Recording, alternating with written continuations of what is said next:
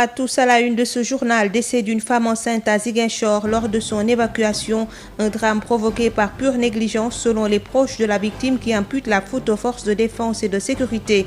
Covid-19 au Sénégal, ce vendredi 12 mai, 23 personnes en réanimation, 92 nouvelles contaminations, dont 18 issues de la transmission communautaire, mais encore beaucoup de relâchement du côté des acteurs engagés dans la riposte. Selon le docteur Souleymane Lo, sociologue, il impute ce découragement au tâtonnement des autorités dans la riposte couplée à beaucoup trop de tolérance. Remous dans le secteur de la justice, les travailleurs déposent une déclaration de marche pour vendredi prochain. Ils fustigent la posture du ministre de tutelle qui persiste dans son élan de sabotage du système. Reprise de la vente de pain dans les kiosques, le décret portant l'encadrement des activités est passé outre. La Fédération des boulangers du Sénégal s'indigne et alerte les corps de contrôle. Sur l'international, avec 200 000 cas, l'OMS s'inquiète de la progression de l'épidémie en Afrique. La situation est particulièrement suivie dans 5 pays. Info Éco complète cette édition mise en onde par Alassane Wade.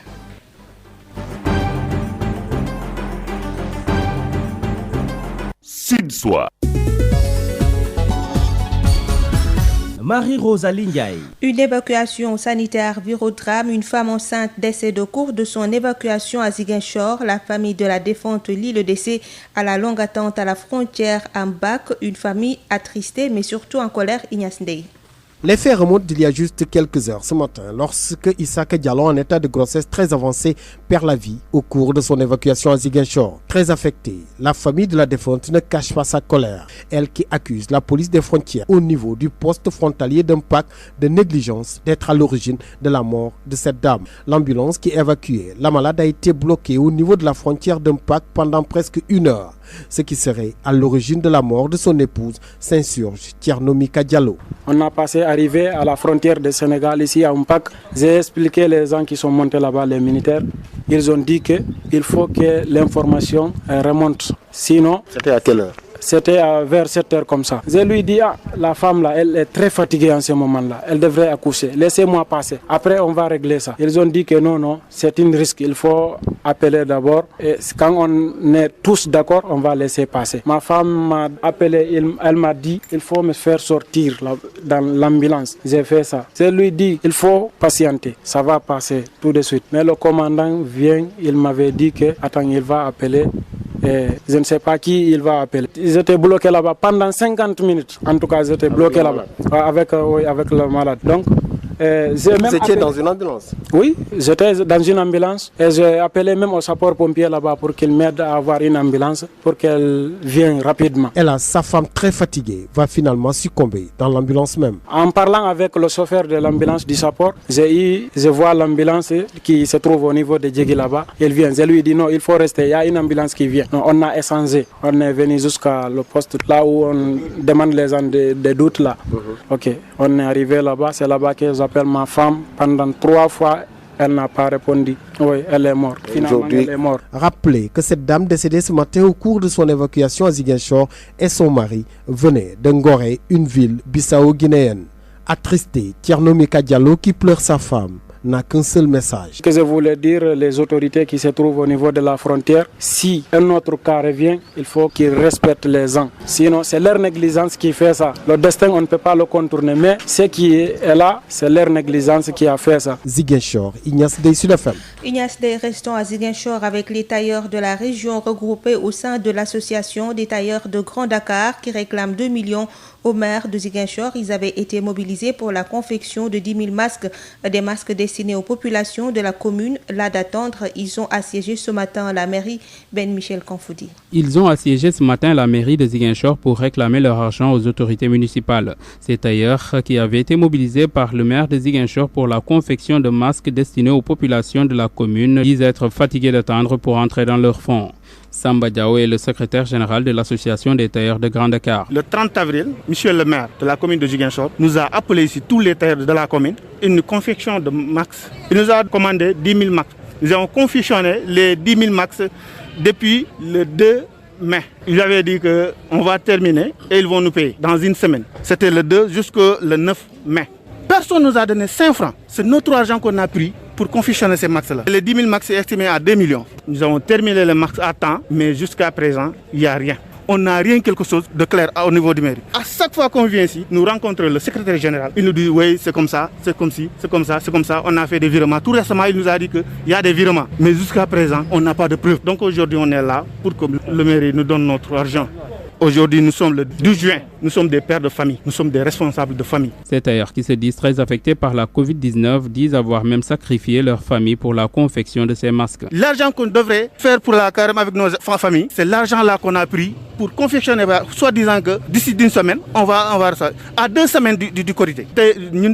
Nous, les tailleurs, on avait dit qu'il n'y aura pas de regroupement, ni de mariage, ni de baptême. Alors que nous les tailleurs, c'est à cause de ça que nous réglons nos affaires. Ils invitent le maire Abdoulaye Baldé à respecter ses engagements. Nous avons tenté d'entrer en contact avec les responsables de l'institution municipale, mais l'accès au bureau de la mairie de Ziguinchor nous a tout simplement été refusé par le service de sécurité. Ben Michel Kanfoudi, Ziguinchor, sur FM. Coronavirus au Sénégal, 92 contaminations ce vendredi, dont 18 cas issus de la transmission communautaire, la grande majorité recensée à Dakar, et puis 1 à Kébémer et 4 à Touba, 106 guéris ce jour, 23 en réanimation. Le directeur de cabinet, Dr Aloïse Walidjou, fait le point. Sur 1005 tests réalisés, 92 sont revenus positifs, soit un taux de positivité de 9,15%. Les cas positifs sont répartis comme suit. 60 cas contacts suivis par nos services. 18 cas issus de la transmission communautaire, répartis entre Guédiawaye 2 cas, Rufisque 3 cas, Mbao 1 cas, Diamaguène 1 cas, Liberté 6 1 cas, Bambilor 1 cas, Kounoune 1 cas, Yarah 1 cas, Malika 1 cas, Diamniadio 1 cas, Kébémer 1 cas et enfin Touba 4 cas. 106 patients hospitalisés ont été déclarés négatifs et guéris. 23 cas graves sont pris en charge dans nos services de réanimation. L'état de santé des autres patients hospitalisés est stable. À ce jour, 4851 cas ont été déclarés positifs, dont 3100 guéris, 56 décédés et donc 1694 sous traitement. Le ministère de la Santé et de l'Action sociale exhorte les populations au respect strict des mesures de prévention individuelle et collective. La manière dont les autorités ont géré la crise a conduit au découragement. Entre tâtonnement et reculade, l'État a montré ses limites en plus de certains actes posés par Macky Sall dans la prise de certains décrets. Tout ceci a conduit au relâchement des acteurs qui étaient au premier rang du combat. Conséquence, ils ont réajusté leur comportement selon le sociologue Dr Souleymane Lo. Il s'entretient avec El Hadj Malick Ndiaye. Il faut noter dans la lutte contre la Covid-19, d'une manière très simpliste, c'est qu'il y a un découragement venant de la manière dont les autorités étatiques gèrent donc la question. Depuis le début, on voit qu'il n'y a pas de sérieux dans la façon donc de gérer. Il y a beaucoup de tâtonnements, il y a des décisions qui sont prises, on revient donc là-dessus. Quelque part, il y a beaucoup de tolérance ou en tout cas de faiblesse, j'allais dire, de la part de l'État vis-à-vis donc d'une certaine portion de la population qui refusait d'obéir, d'obtempérer décisions d'état d'urgence, etc. et de couvre-feu. Finalement, les gens se sont dit, attends, ce qui se passe actuellement n'est pas dans le bon sens de gérer donc la Covid-19. En plus, au regard même des actes posés par le président de la République en ce qui concerne la prise de certains décrets qui, à un moment donné, dans un contexte où on ne disait que l'essentiel c'est de lutter contre la Covid-19, on voit qu'il y a d'autres dossiers de décrets qui sortent ça et là, qui sont cachés, il y a beaucoup de mensonges, des no-dits donc dans ces décrets. Finalement, les gens ont fini par ne plus croire donc à cette gestion, à cet élan qu'ils avaient tous ensemble de lutter contre donc cette Covid-19, de lutter pour que cette maladie ne se propage pas donc à l'intérieur du pays. Simplement parce que quand on regarde donc nos autorités, la façon dont elles gèrent donc la situation, c'est comme si elles profitent de la situation pour gérer donc leur propre, en tout cas, intérêt que de s'occuper de l'intérêt général. Donc, il y a autant d'actes qui se sont passés, qui ont été posés, qui ont comme conséquence donc ce relâchement du point de vue donc des acteurs de l'opposition, de la société civile ou en tout cas de la classe maraboutique ou quelques autres acteurs que ce soit, qui au début s'impliquaient, mais à un moment donné, en regardant en tout cas le comportement de l'État, eux aussi ils ont réajusté donc leur comportement. Si le comportement de l'autorité n'est pas sérieux, n'entendons pas que celui donc des autres le soit. Et c'est comme ça qu'il faut lire la situation actuelle. Sud FM. Le bras de fer se poursuit entre les travailleurs de la justice et la tutelle. Face à la presse ce matin, le site Juste accuse le ministre de vouloir saboter le secteur en bloquant tous les acquis. Maître Malick Sall n'est pas à la hauteur d'un garde des Sceaux, martèle le syndicat qui demande au chef de l'État de prendre toutes ses responsabilités. Une marche est prévue vendredi prochain selon Maître Aya Diop. Il est le secrétaire général du site Juste avec Babacar Samb. Nous allons déposer aujourd'hui une déclaration de marche pour vendredi prochain parce que nous comptons protester et dénoncer l'attitude de M. Malick Sall, ministre de la Justice, qui ne cadre pas avec ses responsabilités de garde des Sceaux, ministre de la Justice. Parce qu'on ne peut pas se permettre d'être un responsable du gouvernement et vouloir ignorer royalement les doléances des travailleurs de votre secteur. C'est inadmissible. Ça ne cadre pas avec les sens de responsabilité que ses prédécesseurs nous ont accoutumés. Ce qui se passe présentement au ministère de la Justice est inédit et sort même du record Guinness, je peux le dire, parce qu'on ne l'a jamais vu. Donc c'est pour cela que le SYTJUST se fera entendre par tous les moyens. Et bientôt, vous vous en rendrez compte que le secteur de la justice va renouer avec la paralysie. Il trouvera tous les travailleurs de la justice en bloc comme un seul homme pour défendre leur dignité et leurs intérêts matériels et moraux. Le SYTJUST, les travailleurs de la justice sont debout pour faire face à cette forfaiture. Ce que nous lui reprochons, c'est sa volonté de saboter des acquis qu'il a trouvés clés en main. Depuis qu'il est là, un an, il n'arrive pas à faire bouger les choses. Il n'arrive pas à matérialiser ces décrets qui ont été déjà signés au bénéfice des travailleurs de la justice. Et certainement, il va essayer de tromper la religion du gouvernement et la religion du président de la République en lui présentant un argumentaire cousu de fil blanc.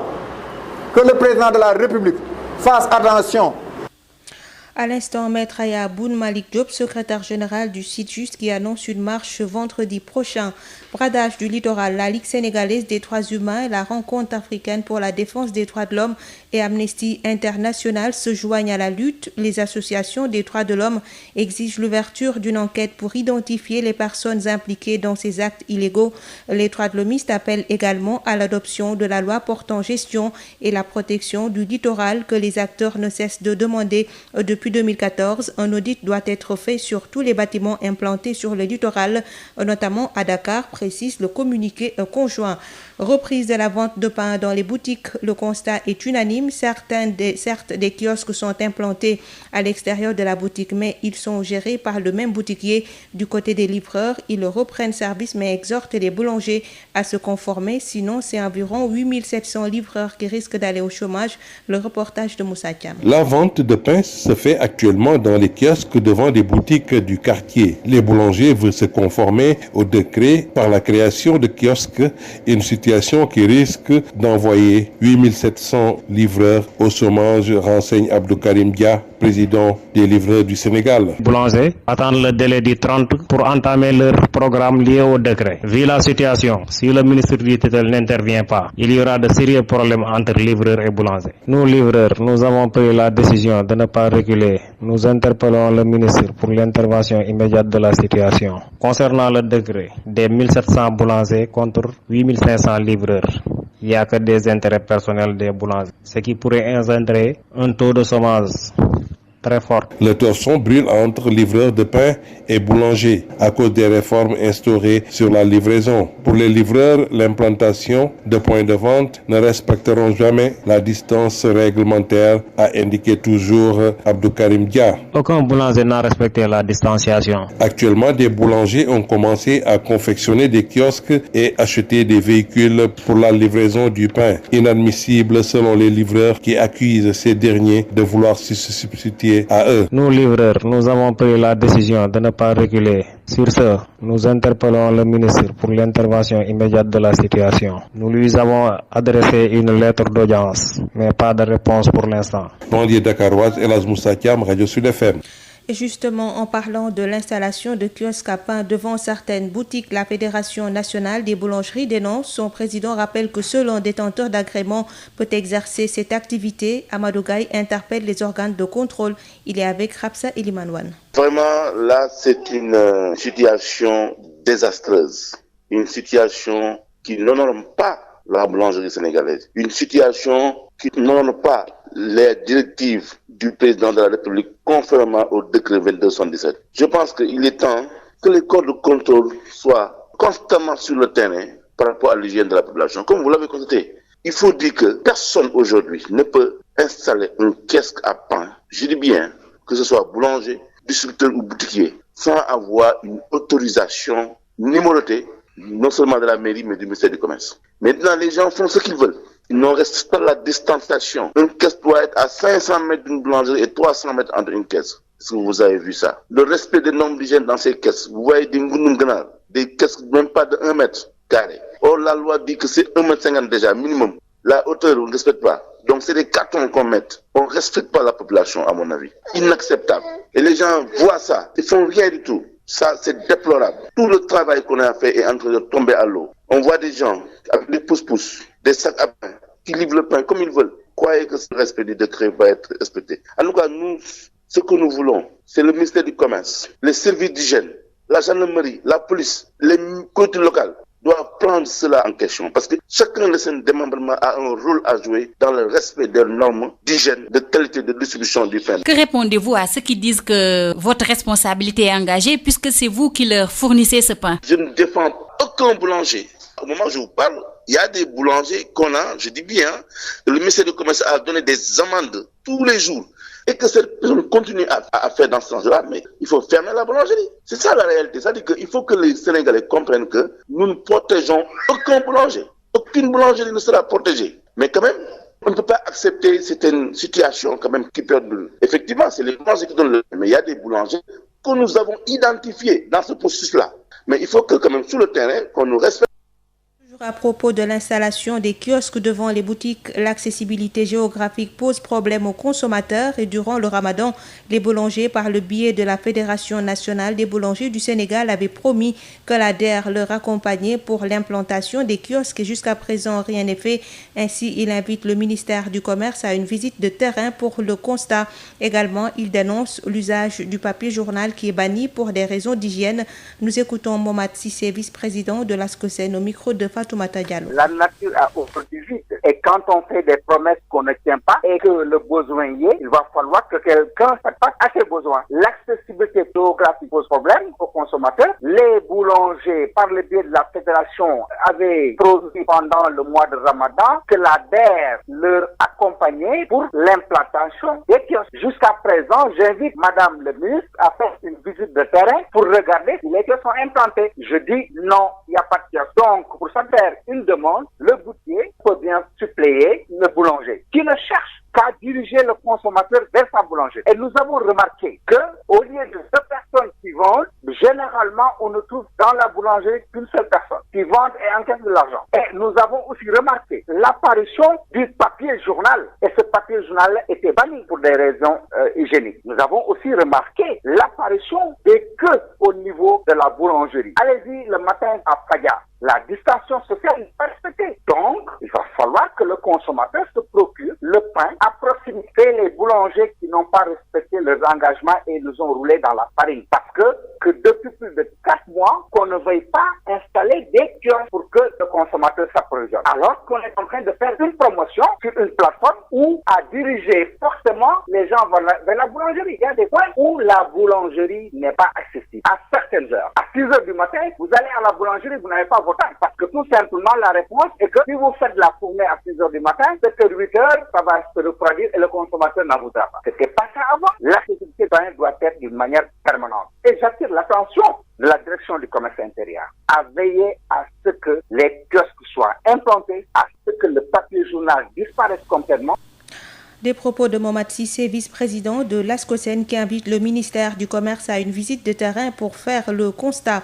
Les services de la direction du commerce intérieur mettent fin à ces activités délictuelles dès qu'ils sont informés de l'installation et de la vente de pain dans des kiosques non réglementaires qui commencent à être installés un peu partout à Dakar. Éclairage du directeur régional du commerce, Omar Diallo, interrogé par Rapsa Edimanouane. Effectivement, le constat que vous avez fait, c'est nous aussi ce que nous avons constaté sur le terrain. Suite à la décision d'interdiction de la vente du pain dans les boutiques, alors beaucoup de commerçants détaillants ont voulu se conformer aux nouvelles dispositions du décret en créant eux-mêmes leur espace de distribution du pain. C'est pourquoi vous avez vu la floraison actuellement de nombreux kiosques à pain qui ont juste apparu devant les boutiques au niveau de la majorité des quartiers de Dakar. Alors, cet emplacement-là des kiosques devant les boutiques est fondamentalement contraire à l'esprit et à l'application du décret. Parce que pour être livreur ou distributeur de pain, ça suppose que vous soyez agréé par le ministère du Commerce. Or, tous ces kiosques qui sont devant les boutiques ne font pas l'objet d'agrément. Et dès l'instant qu'ils ne font pas l'objet d'agrément, ils ne peuvent pas, en l'état actuel de la réglementation, distribuer du pain, encore moins en vente. Alors, nous, lorsque nous avons constaté cet état de fait, nous avons enjoint nos différentes équipes à immédiatement mettre fin à cette activité délictuelle. En quoi faisant? D'abord, en retirant systématiquement le pain qui est vendu dans ces kiosques-là et en procédant aussi à la fermeture de ces kiosques. Malheureusement, nous ne pouvons pas les déplacer parce que l'occupation de la voie publique par ces kiosques-là est autorisée par les collectivités locales. Étant entendu que c'est leur droit le plus absolu, nous ne pouvons interdire que l'activité qui s'y produit. Si les mairies estiment que ces kiosques-là ne doivent pas être là-bas, il appartient aux mairies de les enlever. Mais nous, l'activité qui doit se dérouler dans ces kiosques, n'étant pas agréée et n'étant pas autorisée, nous interdisons formellement à tous les détenteurs de ces kiosques de distribuer le pain dans ces lieux. Nous parlons de toute autre chose. Opération pré-hivernale, la Sénélec a entamé un vaste programme d'entretien de son réseau dans le centre du pays. Les opérations entraînent des coupures d'électricité. Le directeur général de la Sénélec, qui était dans la zone, donne des explications à Wachao. L'hivernage s'annonce à grands pas dans la zone centre du pays et c'est souvent une période avec des vents violents et de fortes pluies qui peuvent causer des désagréments sur le réseau de la Sénélec. C'est la raison pour laquelle la société a démarré depuis quelques semaines un vaste programme d'entretien de son réseau pour une meilleure qualité du service. Certains poteaux en bois sont même enlevés et remplacés par des poteaux en béton qui résistent mieux aux intempéries. Cela occasionne souvent des coupures de courant. Le directeur général de la Sénélec en visite dans les régions de Kaolack et Kaffrine s'en excuse et explique. Pape Mademba Biteye. La raison est simple, c'est que comme vous le savez, on s'approche de l'hivernage et dans le cadre de son programme d'activité, Sénélec mène souvent des activités pré-hivernales. L'entretien, ça veut dire que de temps en temps, on a besoin de couper l'électricité pour permettre aux monteurs d'accéder aux ouvrages électriques, de les nettoyer. Et tout ça, nous le faisons pour mieux préparer l'hivernage. Parce que comme vous le savez, l'eau et l'électricité ne font pas bon ménage. Et donc chaque fois qu'on s'approche de l'hivernage, on mène un programme intense d'entretien pour pouvoir y faire face. L'autre également source de désagrément, c'est que comme vous le savez, il y avait beaucoup de poteaux qui sont en bois sur le réseau de Sénélec. Et nous avons entrepris un vaste programme de remplacement de ces poteaux en bois par des poteaux en béton qui ont une durée de vie plus longue et qui ont une capacité de résistance aussi plus importante. Et c'est ça qui fait qu'aujourd'hui, de temps en temps, nous avons besoin de couper l'électricité pour permettre aux ouvriers de travailler en toute sécurité. Malheureusement, l'électricité pour travailler, après il faut couper. Et c'est ça qui est la source des désagréments. Mais c'est un mal pour un bien. D'ici peu de temps, quand on va terminer les travaux, on va avoir une meilleure qualité de tension et on va avoir également une meilleure continuité de service parce qu'on aura moins de supports qui risquent de tomber lorsqu'il y a vent, lorsqu'il y a pluie. Ces coupures sont souvent précédées d'avis diffusés dans les différentes radios locales pour informer les populations. Et cela entre dans le cadre des opérations pré-hivernales pour préparer davantage cette période souvent difficile. Kaolack pour Sud FM, Awa Thiaw. Sud International. Coronavirus avec 200 000 cas. L'OMS s'inquiète de la progression de l'épidémie en Afrique. Il avait fallu 98 jours pour que le continent africain recense 100 000 cas de Covid-19. Il n'en a fallu que 19 de plus pour que ce chiffre double et passe à 200 000 selon les dernières données publiées par l'Organisation mondiale de la santé. La situation se dégrade donc, même si ce bilan n'est pas très élevé comparativement à d'autres régions du monde. La progression de l'épidémie sur le continent est également très disparate. 5 États seulement regroupent 70% des cas. L'Algérie, l'Égypte, le Nigeria, le Soudan et l'Afrique du Sud. Ce dernier est de loin le pays le plus touché puisqu'il concentre à lui seul un quart de toutes les contaminations africaines. L'enjeu désormais va être de limiter au maximum cette augmentation. Il va falloir désormais concilier deux objectifs a priori contradictoires, un retour à un semblant de vie normale tout en conservant des mesures de distanciation sociale. Cela est indispensable pour que la progression de l'épidémie de Covid-19 reste sous contrôle. Burundi, la mort inattendue du président Pierre Nkurunziza avait ouvert une période d'incertitude pour le pays. Finalement, la Cour constitutionnelle estime qu'une période d'intérim ne sera pas nécessaire, donnant raison au camp au pouvoir.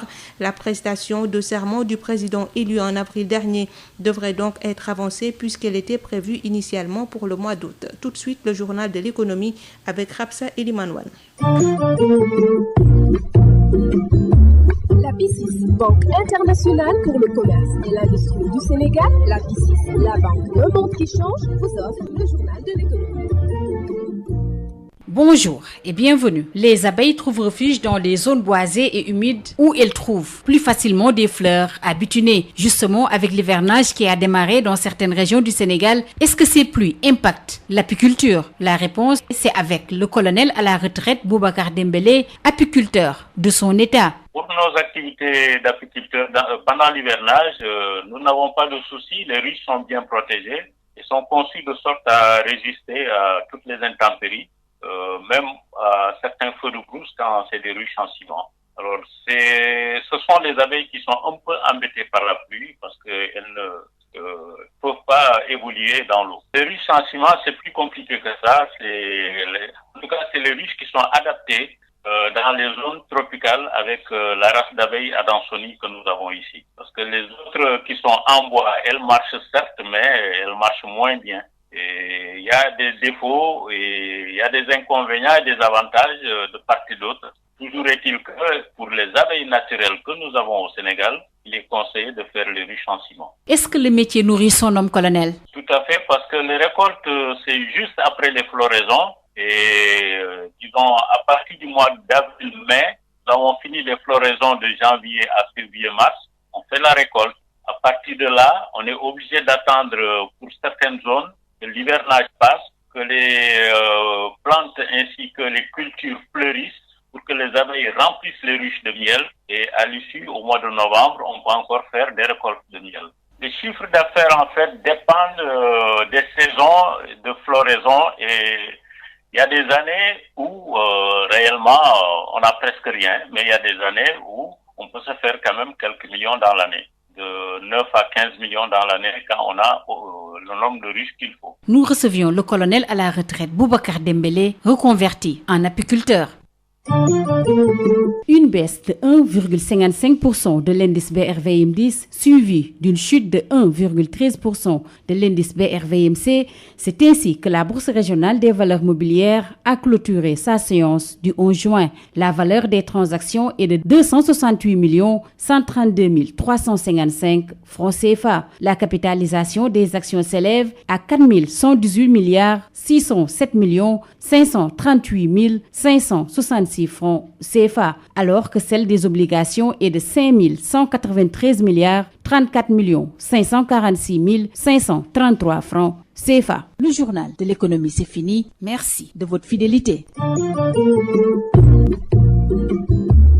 BICIS, Banque internationale pour le commerce et l'industrie du Sénégal, la BICIS, la banque d'un monde qui change, vous a offert le journal de l'économie.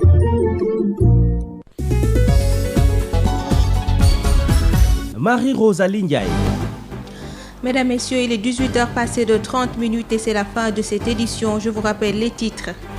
Décès d'une femme enceinte à Ziguinchor lors de son évacuation, un drame provoqué par pure négligence selon les proches de la victime qui imputent la faute aux forces de défense et de sécurité. Covid-19 au Sénégal, ce vendredi 12 juin, 23 personnes en réanimation, 92 nouvelles contaminations, mais encore beaucoup de relâchements du côté des acteurs engagés dans la riposte selon le docteur Souleymane Lo, sociologue. Il impute ce découragement au tâtonnement des autorités dans la riposte couplée à beaucoup trop de tolérance. Remous dans le secteur de la justice, les travailleurs déposent une déclaration de marche pour vendredi prochain. Ils fustigent la posture du ministre de tutelle qui persiste dans son élan de sabotage du système. Reprise de la vente de pain dans les kiosques, le décret portant l'encadrement des activités est passé outre. La Fédération des boulangers du Sénégal s'indigne et alerte les corps de contrôle. L'actualité internationale et Info Éco ont complété cette édition mise en onde par Alassane Wade. Merci de nous avoir suivis. Tout de suite après, le journal de la culture qui sera suivi de votre chronique Sud Éducation.